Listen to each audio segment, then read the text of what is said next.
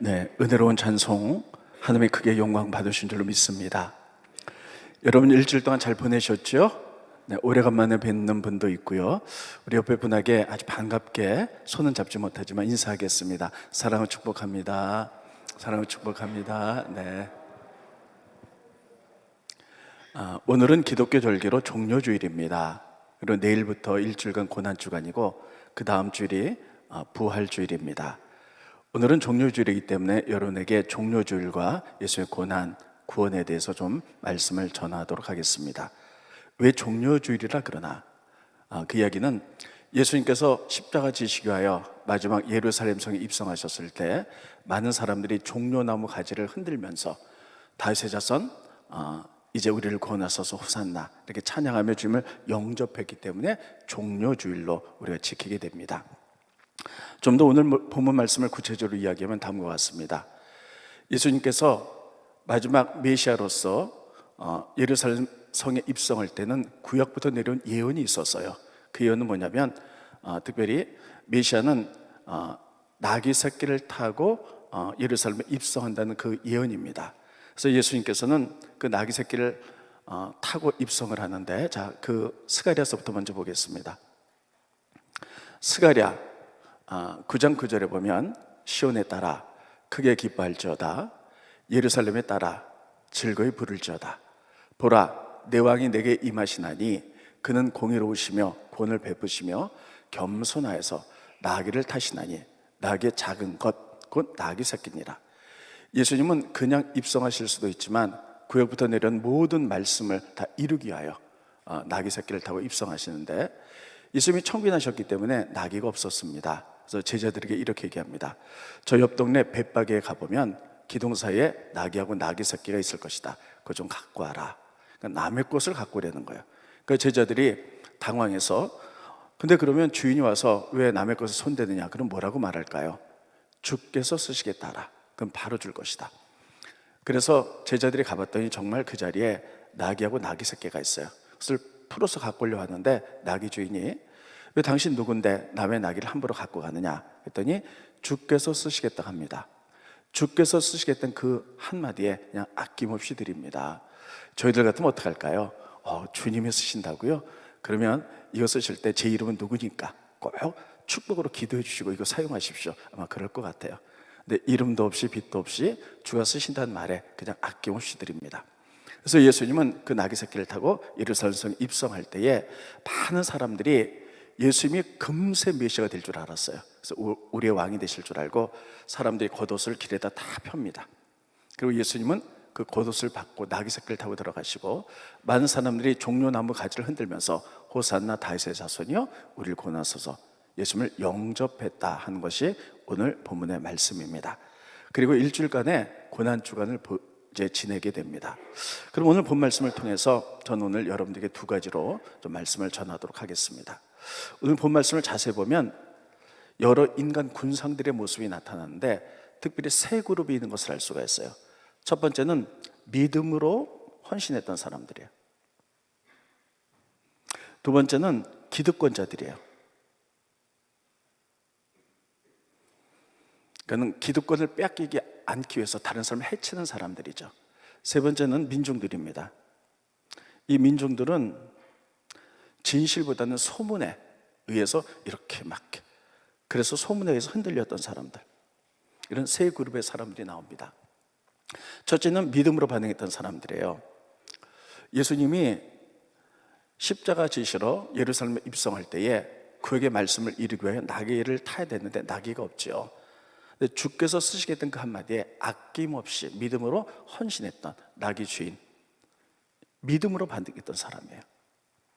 두 번째는요, 기득권자예요. 그 당시에 기득권자는 사두개인들과 대제사장들이었죠. 이들은 지금 이제 예수님이 메시아임을 많은 사람이 인식하고 예수님께 전부 다 따라갑니다. 그럼 자기들이 많은 기득권을 잃어버리게 되어 있어요. 그래서 예수님을 죽이려고 했던 사람, 이 기득권자가 있었어요. 반면에 또 민중들입니다. 이 민중들은요, 진실보다는 소문에 의해서 이렇게 저렇게 흔들리는 사람들이에요.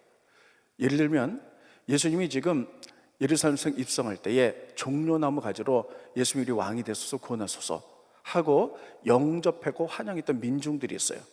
그들은 왜 그렇게 영접할 수 있었을까? 성경은 이렇게 표현하고 있습니다.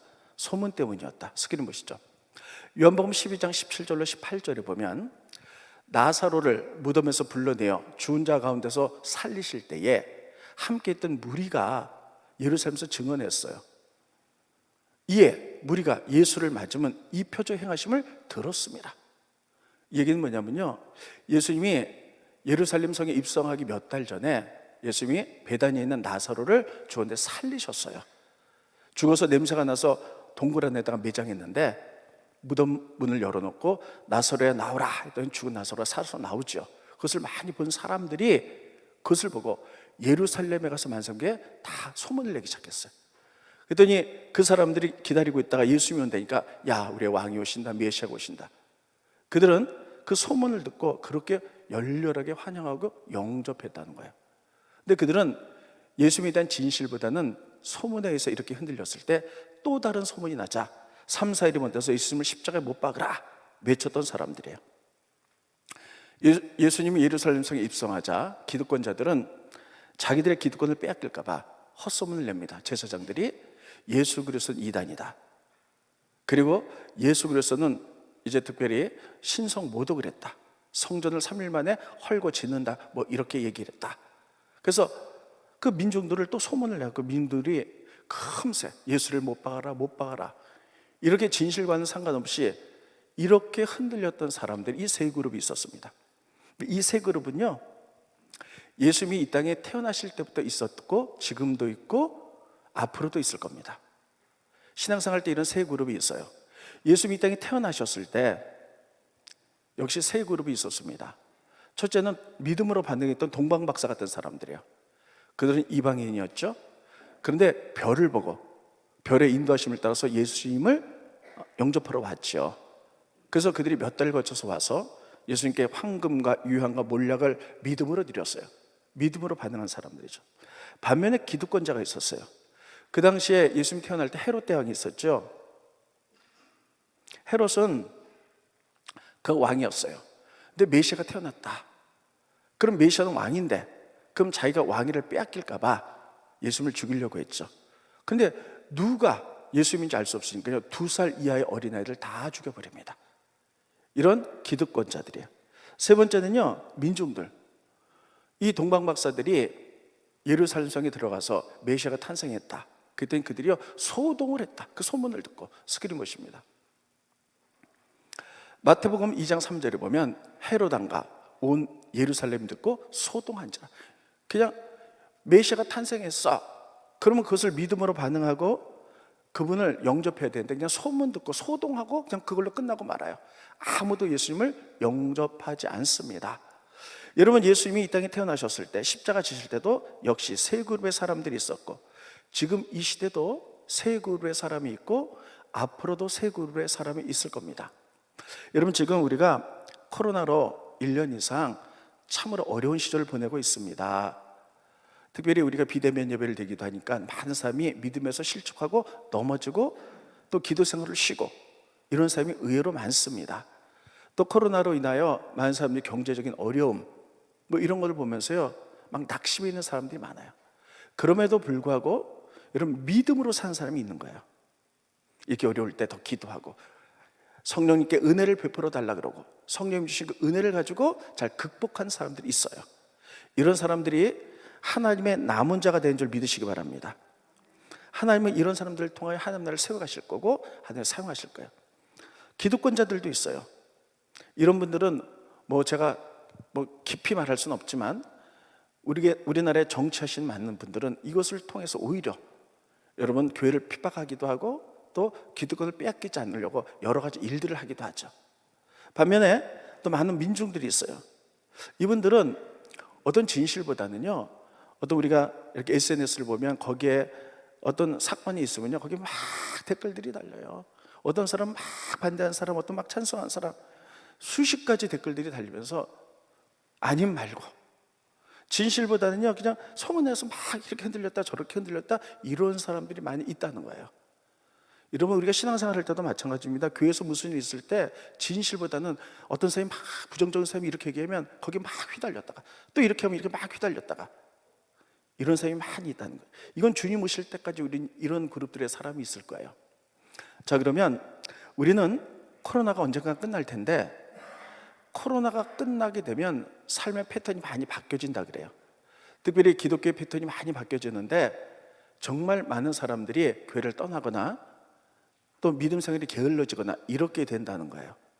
그러면 여러분, 하나님이 어떤 걸 기뻐할까? 따라했습니다. 믿음 있는 사람. 믿음이 없이는 주님을 기쁘게 할 수 없다는 거예요. 자, 그러면 믿음이 뭘까 하는 거예요. 믿음은요, 상황과는 상관이 없어요. 우리가 좋을 때도 있고 나쁠 때도 있죠. 좋을 때도 우리 하나님을 찬양하지만 나쁘고 어려울 때, 고난이 있을 때, 고난은 하나님의 뜻이 있어요. 그 하나님의 뜻이 무엇인지를 말씀을 통해서 묵상해 보며 우리가 흔들리지 않도록 하나님께 은혜를 구하고 은혜를 통해 그 고난을 믿음으로 극복해내는 것을, 그래서 흔들리지 않는 것을 우리는 믿음이라고 부릅니다. 많은 사람들이 고난이 올 때 막 흔들리고 넘어져요. 상황에 따라 막 달라지죠. 이건 주님이 기뻐하는 믿음이 아니에요. 우리에게 어떤 상황이 오든지 간에 주님의 뜻으로 받아들이고 하나님께 기도하면서 은혜를 구하고 주님이 주신 그 은혜와 긍휼로 주어진 상황을 극복해내는 것, 믿음이 흔들리지 않는 것, 이것이 믿음인 줄 믿으시기 바랍니다. 우리에겐 지금 이러한 믿음이 필요해요. 성경에 보면 파란만장한 삶을 살았는데 그 가운데도 여러분 끝까지 믿음을 지킨 사람들의 얘기가 나와요. 바로 다니엘서의 다니엘과 그 세 친구들입니다. 그들은 정말 파란만장한 삶을 살았어요. 그들은 이스라엘에서 왕족으로 태어났어요. 귀족이죠. 그러니까 누구보다도 대우를 받던 축복된 인생이죠. 하나님께 얼마나 감사했겠어요. 근데 그들의 목적에서 나라가 멸망하는 것을 봤습니다. 수많은 사람들이 죽어가는 것을 봤어요. 예루살렘이 불타는 것을 봤고, 그리고 바벨론 포로로 잡혀갔어요. 이때 많은 사람이 흔들릴 거예요. 하나님의 살아계시다면 어떻게 이럴 수가 있나. 근데 그들은 거기서도 끝까지 믿음을 지켜요. 하나님께 간구하고 주님이신 은혜를 가지고 극복해내는 거예요. 그래서 여기서 또 출세해가지고 바벨론의 높은 위치에 오르게 됩니다. 또 올라갔죠. 그런데 이번에는 바벨론 왕 느부갓네살이 큰 신상을 만들어 놓고 여기 절하라 그래요. 여기 절하지 않으면 풀무불에 집어넣겠다. 근데 이들이 절하지 않죠. 믿음 지키죠. 너희들이 절하지 않으면 풀무불을 7배나 뜨겁게 해서 너희 거기 들어갈 거야. 근데 그들이 대답하죠. 왕이 우리는 이 일에 대해서 대답할 필요가 없겠나이다. 우리가 믿음 지키다가 풀무불에 떨어진다 할지라도 하나님 우리를 구원해 주실 것이고 그리 아니하실지라도 절하지 않겠습니다. 최고 인생의 밑바닥에서 믿음 지키는 거예요. 웬만한 사람 같으면요, 이거 그냥 한번 슬쩍 하지, 이렇게 넘어갔을 거예요. 근데 풀무불에 들어갔더니 예수님이 같이 계셔서 그들이 하나도 불에 타지 않죠. 왕이 깜짝 놀라서 나오라 그랬고 그 왕이 하나님을 인정하게 됩니다. 또 높은 자리에 올라가게 되죠. 이런 파란만장한 인생을 살아가면서 그들의 믿음을 한 번도 흔들리지 않았다는 거예요. 좋을 때도 감사했지만 인생의 밑바닥 힘들고 어렵고 시험과 고난이 올 때도요, 하나님께 은혜를 간구했어요. 성령이 주시는 그 은혜를 가지고 그 상황을 믿음으로 극복해내는 것, 이게 믿음인 줄 믿으시기 바랍니다. 이 믿음을 가지고 이런 자를 하나님 사용하시는 거예요. 여러분, 우리는 어쩌면 우리가 코로나를 통해서 지금 사업하는 분들 사업이 안 돼가지고요, 정말 밑바닥에 있는 분들도 있을 거예요. 막 원망스럽고 정말 힘들고 낙심할 때가 있을 거예요. 이때 기도해야 될 때인 줄 믿으시기 바랍니다. 기도해서 하나님께 은혜를 간구해야 돼요. 은혜를 주십시오. 긍휼을 베풀어 주십시오. 그래서 주님이 주신 그 능력을 가지고, 은혜를 가지고 그 상황을 이겨내는 거예요. 이게 믿음인 줄 믿으시기 바랍니다. 지금은 이런 믿음의 사람들을 하나님 보시길 원하고, 이 믿음의 사람을 통해서 하나님 역사하시고 하나님 나를 이끌어 가실 텐데, 우리 모두 믿음의 사람이 되시기를 예수님의 이름으로 축원드리겠습니다. 하나님 첫 번째 주시는 교훈이 바로 이것입니다. 기도하지 않고는 여러분 다 흔들리게 돼 있어요. 정말 TV 뉴스 보면서요, 저도 기도하지 않으면 막 흔들려요. 하나님 뭐 하시나? 왜 세상이 이렇게 됐나? 기도하시기 바랍니다. 주님이 주신 은혜와 공율이 있어야만이 그 어려움을 극복해낼 수가 있어요. 이게 믿음입니다. 항상 어려운 시대 때도 믿음의 사람이 있었어요. 하나님 그 사람을 통해서 역사하는 거예요. 두 번째, 예수님이 예루살렘에 들어가셔서 십자가 지심으로 하면 우리를 구원하셨어요. 예수님 오신 목적이죠. 구원. 여러분, 지금부터는 구원에 대해서 로마서의 말씀을 좀 전하고요, 로마서의 말씀을 좀 읽도록 하겠습니다. 먼저 말씀부터 들으세요. 예수님이 이 땅에 오신 목적은 우리를 죄에서 구원하기 위함이에요. 그럼 예수님이 오시기 전에 구원이 없었나? 있었습니다. 하나님께서는 구약에 사람들을 구원하기 위해서 율법을 주셨어요. 율법을 지키는 자가 구원받도록 만드셨어요. 근데 인간이 지켜야 될 율법이 600개가 넘어서 이것을 다 지킬 수 있는 사람은 한 사람도 없는 거예요. 심지어는 하나님께 율법을 받고 쓴 사람이 모세예요. 모세도 못 지켜요. 모세는 구약에서 최고의 선지자입니다. 근데 모세 보세요. 하나님께 음성을 듣고 율법을 만들었죠.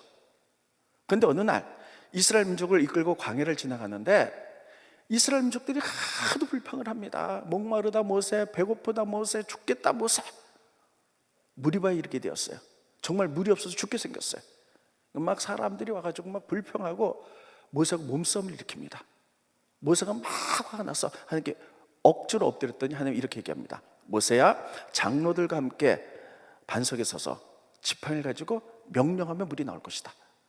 그래서 장로들과 함께 그 반석에 가서 명령해야 되는데 너무 화가 나니까 그냥 그 하나님의 말씀을 어기고 지팡이로 탁탁 2번을 쳤더니 물이 나왔어요. 다 먹었어요. 물은 나왔지만 하나님 말씀에 한 번 불순종했죠. 또 하나님이 뭐라고 되냐면 너도 가나안 땅에 못 들어간다는 거예요.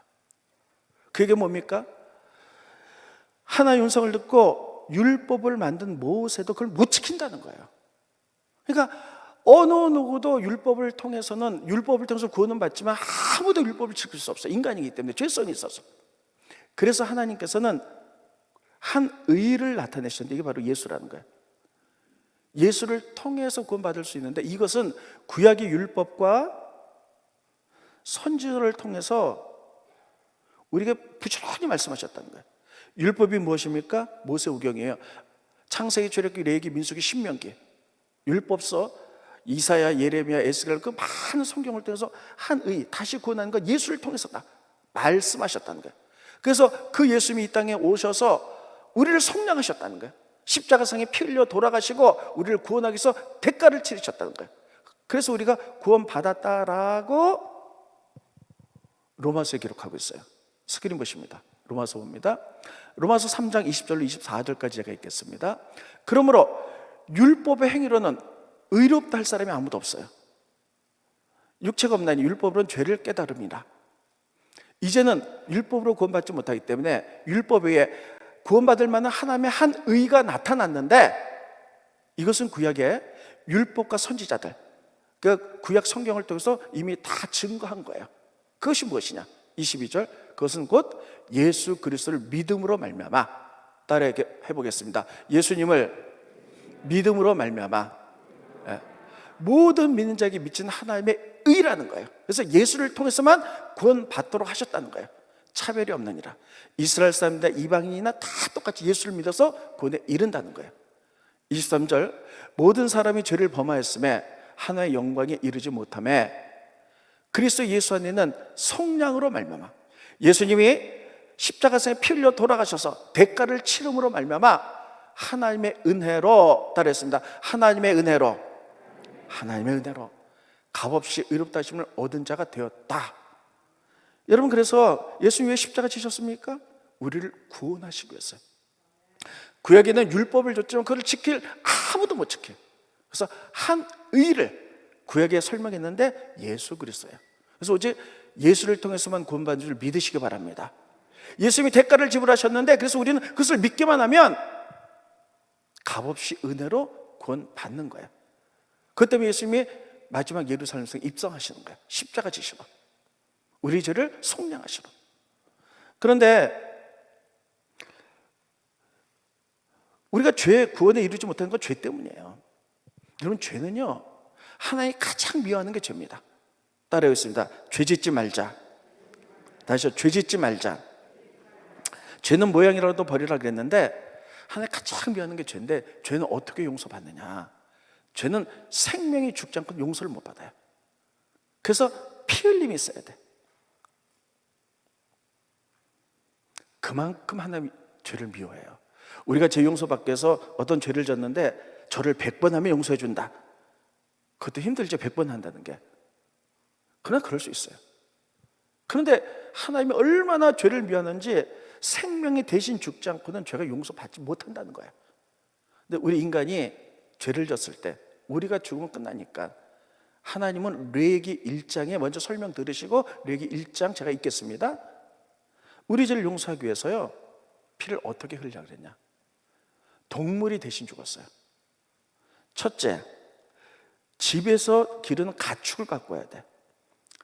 양이나 그리고 소를 갖고 오는데 집에서 기르는 거, 시장에서 사면 안 돼요. 그 당시에 사람들은 대부분 가난했기 때문에 집에 양이나 소가 한두 마리밖에 없었어요. 여러분, 집에서 요즘 여러분들이 강아지 많이 기르시죠? 애완견, 강아지라고 생각해 보세요. 집에서 그 양이나 소를요, 자기 딸처럼 아들처럼 길렀어요. 이걸 갖고 와야 돼. 근데 둘째, 이것은 흠이 없어야 돼. 눈이 멀어서도 안 되고요, 발이 부러져도 안 되고, 털이 빠져도 안 돼요. 그럼 예루살렘까지 막 올 때에 오다가 양이 넘어져 갖고 이렇게 기스가, 이렇게 흠이 났다.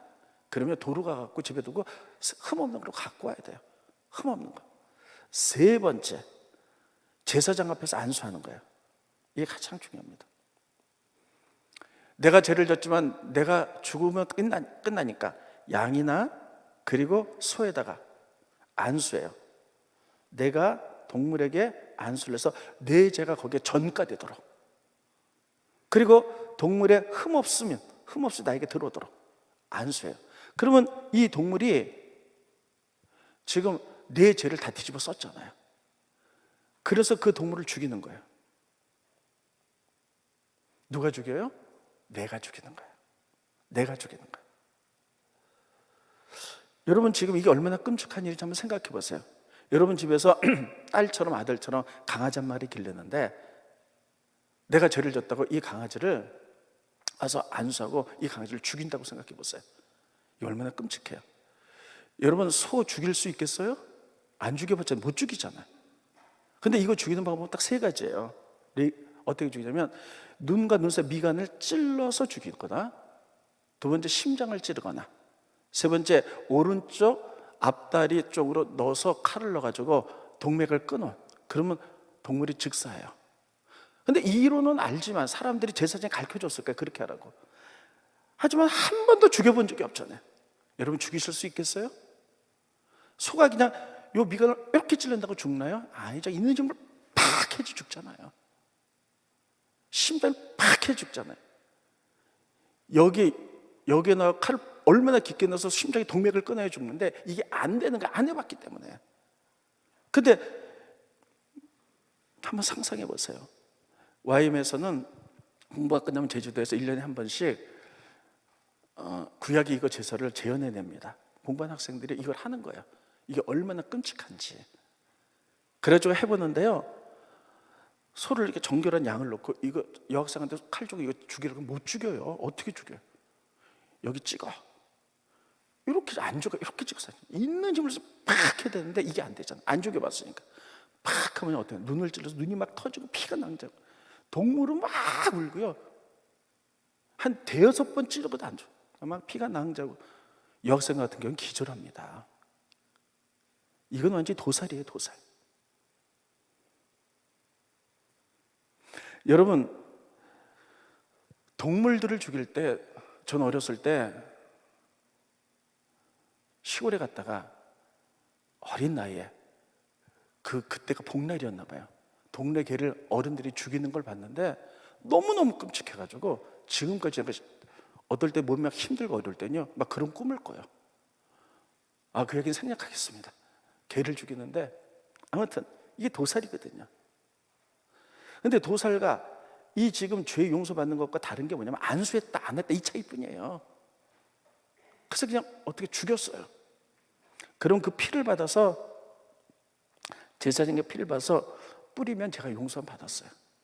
그리고 나서 여섯 번째 그 사람이요 그 동물의 가죽을 다 벗기는 거예요. 그리고 동물의 뼈 마디마디를 다 잘라요. 그리고 온몸에 살을 각을 떠요. 그래서 태웁니다. 그래서 죄로 만들어요. 왜 가죽을 벗기냐? 이 껍데기 육을 상징하죠. 왜 사람들이 죄 짓습니까? 육 때문이에요. 좀 더 쾌락을 누려보려고, 좀 더 가지려고, 좀 더 높은 자리에 앉으려고, 좀 더 잘 살아보려고 이런 죄를 저지른 거예요. 그 육적인 그 껍데기를 다 벗겨버리는 거예요. 그리고 우리의 육신에 뼈 마디마다 죄 썩기는 뼈를 다 토막을 치는 거예요. 관절마다 살을 각을 떠서 불태워요. 죄가 되죠? 그 의미가 뭡니까? 우린 죄로 와서 죄로 돌아가는 아무것도 아니라는 존재라는 거예요. 이렇게만 용서함을 받았어요. 이거는 도살이에요. 아까도 얘기했죠. 너무너무 끔찍해요. 그런데 구약의 이런 제사, 피해 제사는 이래야지 죄 용서 받는데 또 죄지면 또 일을 해야 되는 거예요. 불완전한 거예요.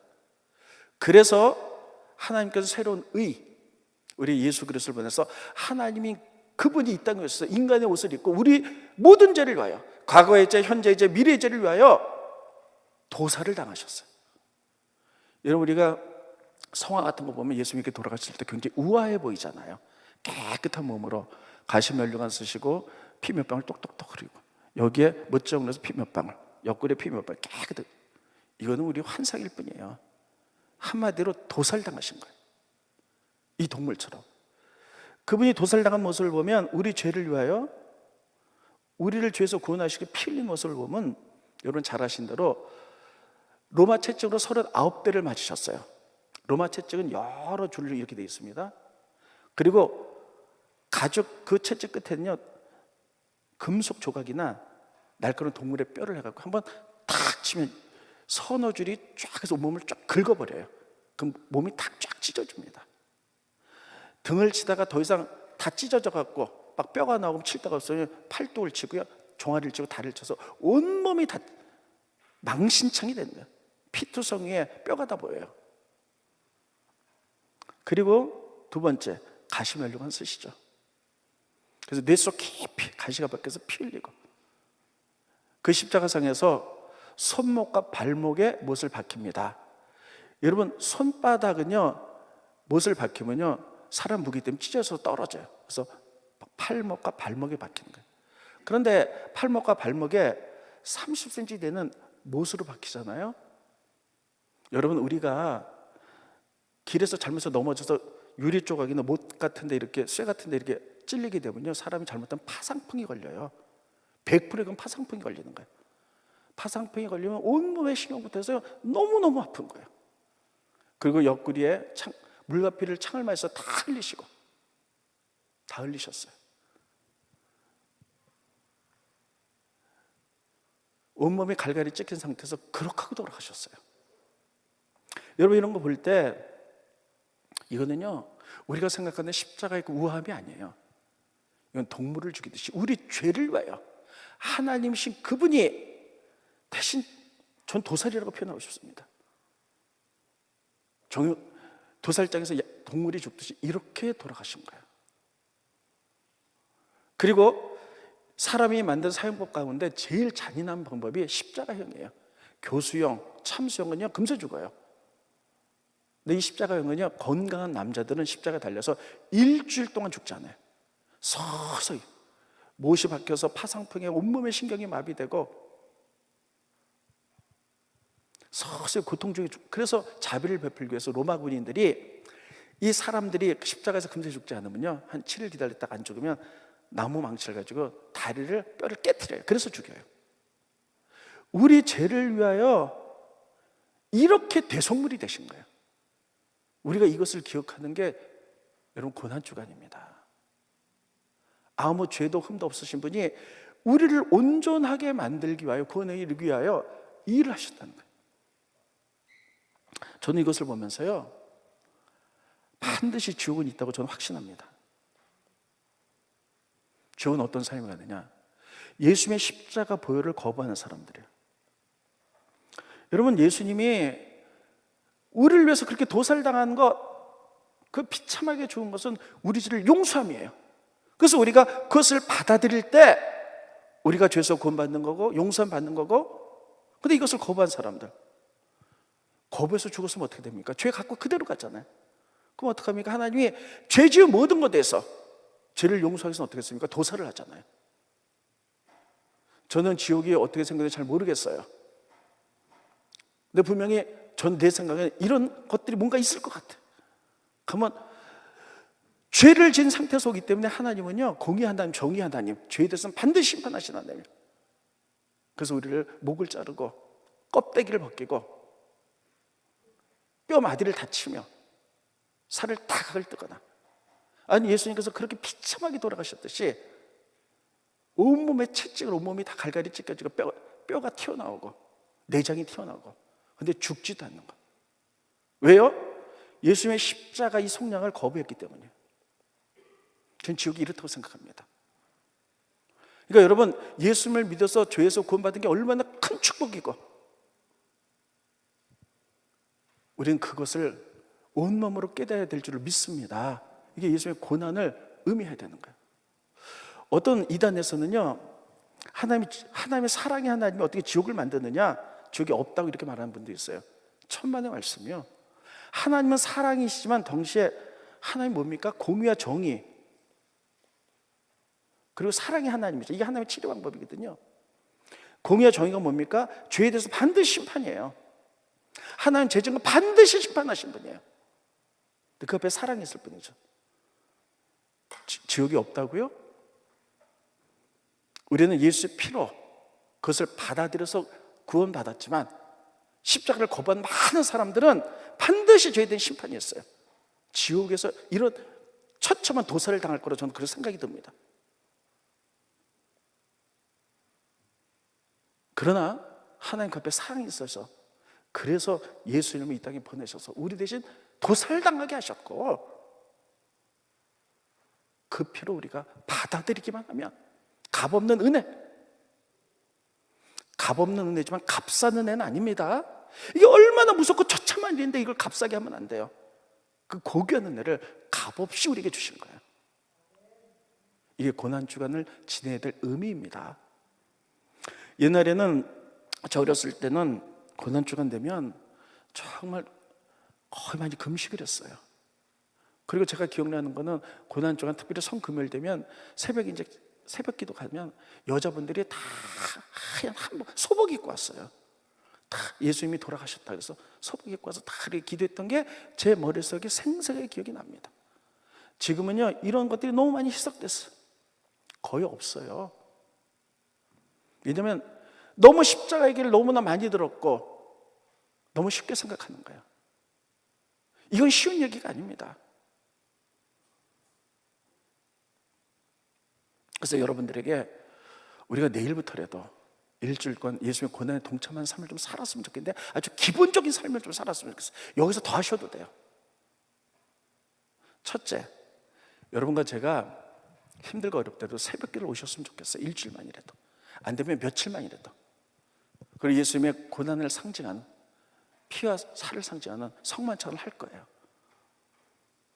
그리고 새벽기도 정말 못 오는 분들이 계세요. 그런 분들 위해서 새벽기를 실시간으로 보내드릴 거예요. 보시고요. 그리고 새벽기를 못 오신 분이라 할지라도 일주일에 꼭 한 번이라도 교회 오세요. 이번 주에는 성만찬을 아침부터 저녁까지 계속 차려놓을 거예요. 새벽기도 오신 분은 그거 먹으면 되지만, 못 오신 분은 일주일에 한 번이라도 오셔서 와서 예수님 십자가 묵상하시고 성만찬 하시고 가세요. 성만찬 할 때도 이따 광고 드리겠습니다만 앞에 차려놓고요, 비닐장갑 넣을 거예요. 코로나 때문에 비닐장갑 끼시고요, 떡과 포도주 드시고, 그리고 그 비닐장갑은 옆에 쓰레기통에 버리시고 가시면 됩니다. 그리고 제가 여러분들에게 삶에 이번 주 좀 이렇게 살았으면 좋겠다, 이건 너무 약하지만 여러분 가정에 자녀 있잖아요. 어린애까지 다 이렇게 좀 고난 생각을 살았으면 좋겠다고 기도하면서 이걸 한번 만들어내 봤습니다. 좀 보시죠. 월요일 날 주부에 다 나와 있습니다. 새벽 기도마다 여러분 묵상도 하시지만 마태복음 26장, 27장 읽고 묵상하세요. 이건 예수님 십자가에 달려 돌아가신 장이에요. 화요일 날 예수의 고난을 생각해 보면 우리들도 고난에 동참하기 위해서 음식 남기지 않게, 음식을 최소한만 먹게, 아이들이 남편이 반찬 투정하지 않게, 그래서 밥이나 반찬도 하나도 남겨서는 안 되고요, 간식도 아이들에게 절제해서 주세요. 그날만큼. 수요일 예수님 십자가상에서 물과 피를 다 흘리셨기 때문에 끝까지 목마르셨어요. 그래서 우리가 물 외에는 어떤 음료수도 마시지 않기. 수요일 날. 목요일 날 예수님 십자가에 달려 돌아가심으로 말미암아 성전의 성소 지성소의 휘장이 찢어져서 하나님께 갈 수 있는 화해의 길이 열렸어요. 십자가는 하나님 사랑, 사람 사랑이에요. 우리가 사랑과 묶인 것이 있다면 그분에서 용서하고 화해하고 전화라도 한 통 왔어요. 금요일 예수님이 돌아가신 그 성금요일 한 끼 반드시 금식합니다. 무슨 당뇨나 깊은 병이 있어 못하신 분들은 할 수 없어요. 그런 분들 빼고 그냥 한 끼 금식할 수 있습니다. 토요일 주일날이 부활절이기 때문에 28장 예수님 부활장입니다. 읽고 묵상하시면서 부활절을 기다리겠습니다. 그래서 여러분 이렇게 모두 아이들한테도요, 이 고난 주간만큼은 우리가 반찬 투정하지 말고 밥 남기지 말자, 물만 먹자 이날은. 그래서 고난에 가장 기본적으로 꼭 그것만 하지 마시고 더 할 수 있는 분은 더 하세요. 그래서 예수님 고난에 조금이라도 동참할 수 있는 여러분들이 되시기를 바랍니다. 우리 얼마나 아프셨나 좀 전에 불렀던 찬송 같이 하시고요, 기도하고 마치겠습니다.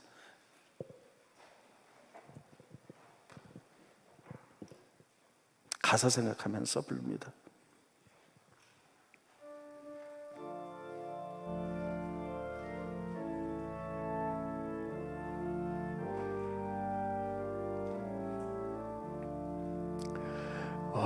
얼마나 아프셨나 못 박힌 그 손과 발, 죄 없이 십자가에 달리신 주 예수님,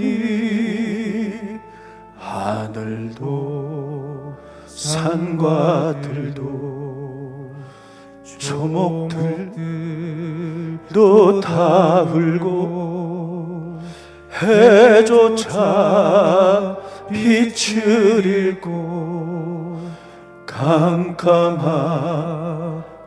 되었네.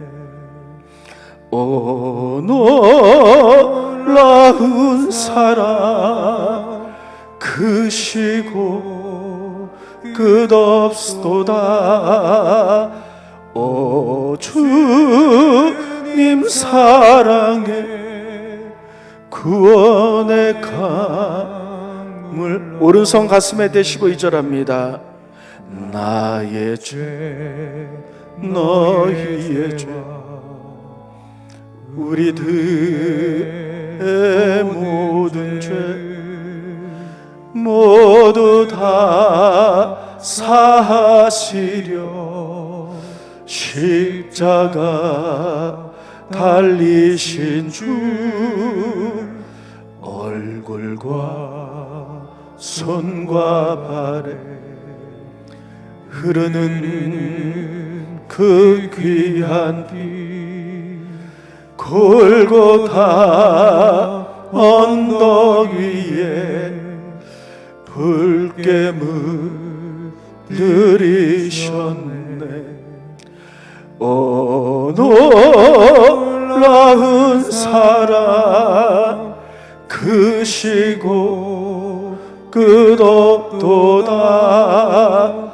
오 주님 사랑에 구원의 강물 넘치네.